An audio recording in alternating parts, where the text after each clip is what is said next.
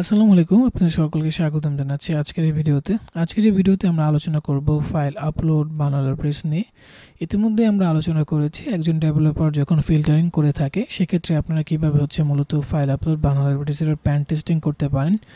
যদি client side filtering হয় সেক্ষেত্রে আপনি একজন হ্যাকার হিসাবে অথবা একজন ইথিক্যাল হ্যাকার হিসেবে কিভাবে প্যান টেস্টিং করতে পারেন সেই বিষয়গুলো আমরা শেয়ার করেছি প্র্যাকটিক্যালি এক্সাম্পল দিয়ে। আজকের ভিডিওতে আমরা আলোচনা করব যদি সার্ভার সাইড ফিল্টারিং হয় সেক্ষেত্রে আপনি কিভাবে প্যান টেস্টিং করতে পারেন অথবা ইথিক্যাল হ্যাকার হিসেবে চেক করতে পারেন যে সার্ভার সাইড ফিল্টারিং এর ক্ষেত্রে কিভাবে মূলত আমরা ফাইল আপলোড ভালনারেবিলিটিস চেক করতে পারি। তো সেক্ষেত্রে এক্সাম্পল হিসেবে আমরা একটা এখানে ওয়েবসাইট দেখাচ্ছি যার রিসোর্স হিসেবে আমরা বলেছি আমরা এটা দেখাচ্ছি মূলত হ্যাক দ্য বক্স একাডেমি থেকে। এই যে টিউটোরিয়াল আমরা শেয়ার করছি একেবারে শেষের দিকে আপনাদের সাথে আমরা রিসোর্সগুলো শেয়ার করব। ওকে, তো এখন আমরা মূলত দেখব যে সার্ভার সাইড ফিল্টারিং এর ক্ষেত্রে আমরা কিভাবে ফাইল আপলোড ভালনারেবিলিটিস এর প্যান টেস্টিং করতে পারি। তো প্রথমে আমরা এখানে টার্গেট একটা ওয়েবসাইট দেখতে পাচ্ছি যেখানে আমাদেরকে আপলোড করার অপশন দিচ্ছে। আমরা যদি এখানে ক্লিক করি তাহলে আমরা এখান থেকে আমাদের ফাইল চুজ করে নিতে পারি। আমরা অলে ক্লিক করলাম, এরপরে আমরা এখান থেকে আমাদের শেল আপলোড করার জন্য চুজ করে নিলাম ওপেন।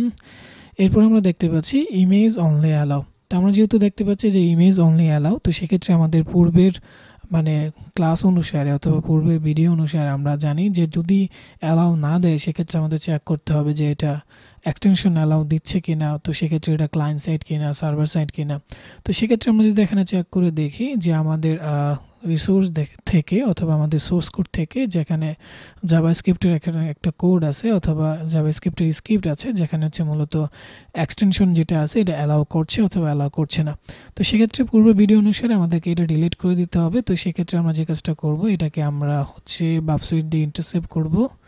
এরপর এখানে রিফ্রেশ দেব। এরপরে আমরা আগের রুলস অনুসারে যেটা করা ডু ইন্টারসেপ্ট, তারপর রেসপন্স, এরপরে ফরওয়ার্ড করে দেব।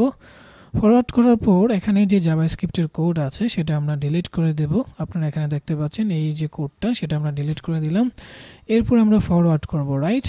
ফরওয়ার্ড করার পরে আমরা এটাকে আবার ফরওয়ার্ড করে দিলাম। ফরওয়ার্ড করার পর আমরা দেখতে পারবো যে এখানে যে সাইটটা আমাদের টার্গেট ছিল, তো এখানে আমরা রাইট ক্লিক করব। রাইট ক্লিক করার পর আমাদের যে ফাইলটা ছিল সেটা আমরা আপলোড করার ট্রাই করব আমাদের shell web shell not reverse shell. এরপর আপলোড করার পরে আমরা দেখতে পাচ্ছি আপলোড করতে পাচ্ছি। তো আমরা এখানে আবার ফরওয়ার্ড করি। ফরওয়ার্ড করার পর দেখতে পাচ্ছি যে এক্সটেনশন নট অ্যালাউ।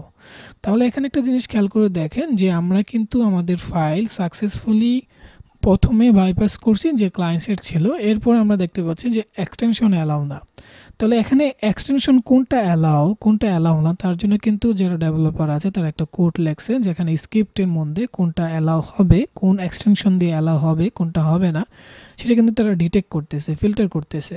তাহলে এই বিষয়টা কিন্তু এখানে সার্ভার সাইড প্রথম দিকে আপনাকে যখন একেবারে ফাইলই চুজ করতে দিচ্ছে না, যখন পিএনজির বাইরে অথবা ইমেজ এক্সটেনশনের বাইরে, তখন সেটা ক্লায়েন্ট সাইড ছিল যেটা আমরা বাইপাস করছি। কিন্তু যখন আমরা আবার ফাইল আপলোড করতেছি, ফাইল আপলোড করার সময় তারা কিন্তু ফাইলের এক্সটেনশন চেক করতেছে কোনটা আপনি আপলোড করতে পারবেন কোনটা আপলোড করতে পারবেন না, যে বিষয়টা করা হচ্ছে সার্ভার সাইড থেকে। তো এমন যদি হয় যে আপনার কাছে সার্ভার সাইড ফিল্টারিং বাইপাস করতে হবে সেক্ষেত্রে আপনি কি করতে পারেন। তো সেক্ষেত্রে আমরা যে প্রসিডিউরগুলো ফলো করব সেটা আমরা প্রথমে দেখে নিই। এখানে খুব সুন্দরভাবে এখানে আমি চেষ্টা করেছি আপনাদেরকে এই বিষয়গুলো দেখানোর জন্য। তো প্রথমে আমরা বেসিক বিষয়গুলো জেনে নেই। সার্ভার সাইড ফিল্টারিং এর ক্ষেত্রে সাধারণত এই প্রসিডিউরগুলো থাকে যে এক্সটেনশন ফিল্টারিং হয় যেটা আজকের ক্লাসে আমরা শেয়ার করব। এরপরে মিমি টাইপ ফিল্টারিং হতে পারে অথবা কন্টেন্ট টাইপ ফিল্টারিং হতে পারে অথবা ফাইল লেন্থ ফিল্টারিংও হতে পারে যেটা সার্ভার সাইডের ক্ষেত্রে চেক করা হয়। তো মিমি টাইপের ক্ষেত্রে কি হবে, কন্টেন্ট টাইপের ক্ষেত্রে কি হবে সেটা আমরা পরের ভিডিওগুলোতে আলোচনা করব। আর একটা বিষয় অবশ্যই নোট করবেন, মিমি টাইপ আর কন্টেন্ট টাইপ কিন্তু এক না, দুটো দেখতে একই রকম হতে পারে আপনি যখন ইন্টারসেপ্ট করবেন, কিন্তু কাজের ক্ষেত্রে কিন্তু ভিন্নতা রয়েছে। তো আজকের ভিডিওতে আমরা দেখব যদি এক্সটেনশন ফিল্টারিং হয় যেটা আমরা একটু আগে প্র্যাকটিক্যালি দেখলাম যে সার্ভারের মধ্যে, তো সেক্ষেত্রে আমরা কি করতে পারি সেই বিষয়গুলো মূলত আজকের ভিডিওতে আলোচনা করব। তো এই পুরো বিষয়টাই পুরোটাই সার্ভার সাইড ফিল্টারিং। তো সেক্ষেত্রে যে ঘটনাটা হয় যে ব্ল্যাক লিস্ট ফিল্টারিং হতে পারে অথবা হোয়াইট লিস্ট ফিল্টারিং হতে পারে। তো ব্ল্যাক লিস্ট ফিল্টারিং এর ক্ষেত্রে নির্দিষ্ট কিছু বিষয় ব্ল্যাক লিস্টে ফালানো হয় যে এই কাজগুলো হবে না। আর হোয়াইট লিস্টের ক্ষেত্রে যে ঘটনা ঘটে যে নির্দিষ্ট কিছু বিষয় আপনাকে অ্যালাউ করা হচ্ছে, বাকিগুলো অ্যালাউ করা হচ্ছে না। আরও সহজে বোঝার জন্য এই যে ব্ল্যাক লিস্টের কথা বলছি, আপনারা বুঝতেই পারছেন ব্ল্যাক লিস্ট যে লিস্টগুলো কালো তালিকায় আছে, অর্থাৎ যেটা অ্যালাও হচ্ছে না। তা আপনারা যারা ডেভেলপার থাকেন অথবা যারা ডেভেলপার তারা হচ্ছে এক্সটেনশনগুলো নির্দিষ্ট করে দেয় যে এগুলো হচ্ছে ব্ল্যাক লিস্ট। দ্যাট মিনস এই এক্সটেনশনের ফাইল যদি থাকে তাহলে আপনাকে অ্যালাউ দিবে না। আর হোয়াইট লিস্টের ক্ষেত্রে যে ঘটনা হয় যে এই এক্সটেনশনগুলো অ্যালাউ, এই লিস্ট করা থাকে, এগুলোর লিস্ট থাকে যেগুলো অ্যালাউ, যেগুলো আর এর বাইরের বিষয়গুলো অ্যালাউ না। তো এখানে আমরা যখন প্র্যাকটিক্যালি দেখি তখন কিন্তু আমরা দেখতে পারি যে কিছু বিষয় আমাকে অ্যালাউ দিচ্ছে, কিছু বিষয় আমাকে অ্যালাউ দিচ্ছে না। তো এই যে ব্ল্যাক লিস্ট হোয়াইট লিস্টের বিষয়টা আছে সেটা আমাদেরকে ভালো করে বুঝতে হবে, যেটা হচ্ছে মূলত এক্সটেনশন ফিল্টারিংয়ের জন্য সাধারণত ব্যবহার করা হয়। এখন এই ব্ল্যাক লিস্ট হোয়াইট লিস্টের ফিল্টারিংয়ের বাইপাস করতে হলে আমাদেরকে সাধারণত যে কাজটা করতে হবে যে আমাদের চেক করতে হবে যে কোন এক্সটেনশনগুলো আমার ব্ল্যাক লিস্টে আছে, কোনগুলো আমার হোয়াইট লিস্টে আছে। তো সেই জন্য আমাদের প্রসিডিউর হিসেবে যেটা আমরা ফলো করতে পারি সেটা আমরা এখানে লিখে দিয়েছি, আপনারা এই প্রসিডিউরগুলো ফলো করতে পারেন, আমরা একটু পরে প্র্যাকটিক্যালি দেখব। তো প্রথমে আমাদেরকে যে কাজটা করতে হবে যে আমাদেরকে ইন্টারসেপ্ট করে দেখতে হবে যে কোনটা হচ্ছে আমার অ্যালাউ, কোনটা অ্যালাউ না। তো সেক্ষেত্রে আমরা প্রথমে ইন্টারসেপ্ট করবো বাফসুইট দিয়ে, এরপরে কোনটা হচ্ছে অ্যালাউ কোনটা অ্যালাউ না সেটা চেক করার জন্য আমরা ব্রুট ফোর্স অ্যাটাক মূলত দেবো বাফসুইটের ইন্ট্রোডার দিয়ে। আপনারা ইচ্ছা করলে WFuzz ইউজ করতে পারেন অথবা FFFuzz ইউজ করতে পারেন আর কি। তো সেটা পুরোটাই আপনার উপর ডিপেন্ড করে। তো আমি রিকমেন্ড করবো মানে বাফসুইট ইউজ করার জন্য, কারণ এটা গ্রাফিক্যালি। তো এরপরে আপনি যখন ব্রুট ফোর্স অ্যাটাক দিয়ে এক্সটেনশন চেক করলেন যে কোনটা অ্যালাউ না, অর্থাৎ ব্ল্যাক লিস্ট আর হোয়াইট লিস্ট আপনি বের করে ফেললেন, এরপরে হচ্ছে আপনি হচ্ছে মানে যে ফাইলটা আছে সেটা পারফেক্ট এক্সটেনশন দিয়ে তারপরে আপলোড করবেন, আপলোড করার পরে সেটাকে কল করবেন। এই যে প্রসিডিউর আছে এই প্রসিডিউরগুলো ফলো করলে আপনি খুব সহজেই হচ্ছে আপনার টার্গেট যে ফাইলটা আছে সেটা আপলোড করে পেন টেস্টিং করতে পারবেন। ওকে, তো এই কাজটা আমরা প্র্যাকটিক্যালি করার জন্য আমরা যে কাজটা করব যে আমাদের টার্গেট ওয়েবসাইটে যাব।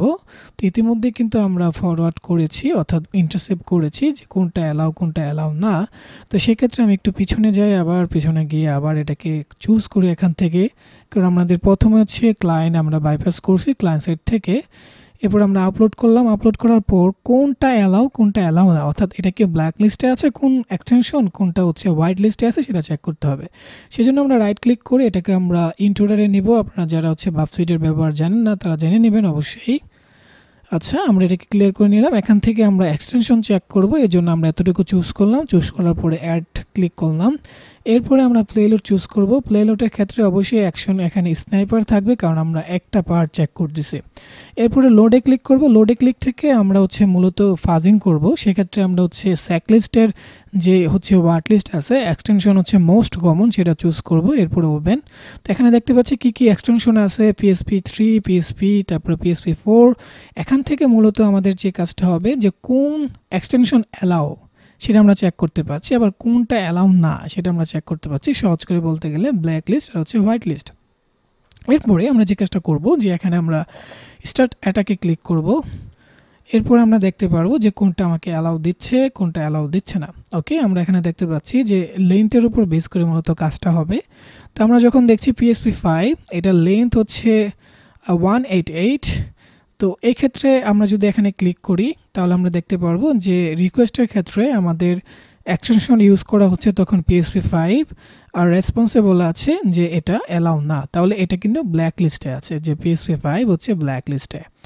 এরপরে PSP4 যদি আমরা চেক করি তাহলে আমরা ডাবল ক্লিক করি, তারপরে এখানে দেখতে পাচ্ছি PSP4। এরপর আমরা যখন রেসপন্স খেয়াল করে দেখতে পাচ্ছি যে এটা সাকসেসফুলি আপলোডেড। দ্যাট মিনস আমরা যদি PSP4 দেই তাহলে কিন্তু আমরা আপলোড করতে পারবো। তাহলে PSP4 হচ্ছে এখানে হোয়াইট লিস্টে আছে। তাহলে আমরা এখানে খুব সহজে বুঝতে পারলাম যে PSP4 এর ক্ষেত্রে আমার অ্যালাউ, PSP3 এর ক্ষেত্রে অ্যালাউ, কিন্তু PSP কিন্তু অ্যালাউ না, রাইট? আমরা ডাবল ক্লিক করতে পারি, তারপর এখানে দেখতে পাচ্ছি যে PSP, এরপর রেসপন্সে দেখতে পাচ্ছি অ্যালাউ না। তাহলে আমাদের অ্যালাউ কি অ্যালাউ হচ্ছে PSP3, অ্যালাউ PSP4, কিন্তু PSP5 কিন্তু অ্যালাউ না। তো এই যে বিষয়গুলো আছে এটা আমরা এখান থেকে দেখে নিলাম। এটা হচ্ছে মূলত বাফসুইটের ইন্ট্রোডার অপশনের কাজ। আমরা এটাকে ডিসকার্ড করে দিলাম। তাহলে আমরা এখানে প্রক্সি থেকে এখানে জাস্ট লিখে দেব PSP4। এরপরে আমরা এখানে ফরওয়ার্ড করে দেব। ফরওয়ার্ড করার পর আমরা দেখতে পারবো যে সাকসেসফুলি আমরা হচ্ছে আপলোড করতে পেরেছি।